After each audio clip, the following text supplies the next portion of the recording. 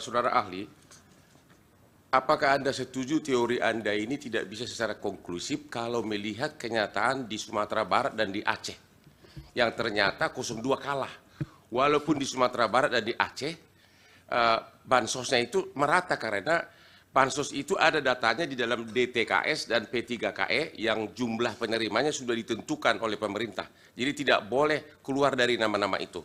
Jadi Aceh, Sumatera Barat juga dapat bansos sesuai dengan proporsi penduduk, tapi kalah 02. Yang kedua, kalau faktor kemiskinan dan bansos dipakai sebagai ukuran seolah-olah mempengaruhi pemilih, hampir semua mayoritas tempat TPS di luar negeri tidak ada bansos, tapi 02 menang. Hampir semua, ada beberapa kota tapi hampir semua. 02 menang di luar negeri, orang berpendidikan, orang mampu Indonesia, tapi 02 menang di hampir semua, 90% lebih. Apakah ini bukti bahwa teori Anda itu tidak konklusif? Terima kasih.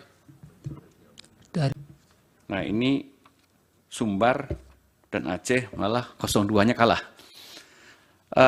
Begini, studi ini kan hanya memperlihatkan bahwa variansi atau sumber varian, kalau dalam bahasa statistik, yang mempengaruhi voting behavior dari faktor ketertarikan orang terbansos itu 29%.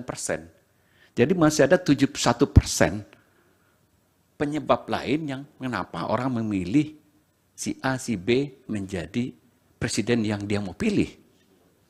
Jadi masih ada faktor lain. Nah, faktor-faktor yang ini sekaligus juga merespon mungkin yang mulia Bu Eni Nurmadingsi bahwa Pak Arsul Sani juga, bahwa memang masih ada faktor-faktor yang lain, misalnya yang sering dikemukakan dalam studi-studi voting behavior itu penilaian terhadap kandidat.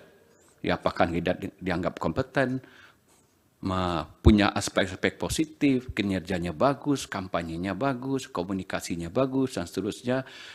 Juga masalah bekerjanya faktor-faktor sosiologi seperti pertemanan, persukuan. Jadi itu 79% itu. Nah, hanya 29% yang disumbang oleh ketertarikan orang dengan bansos. Itu menyebabkan, jadi mungkin di dua tempat itu bekerja faktor yang lain.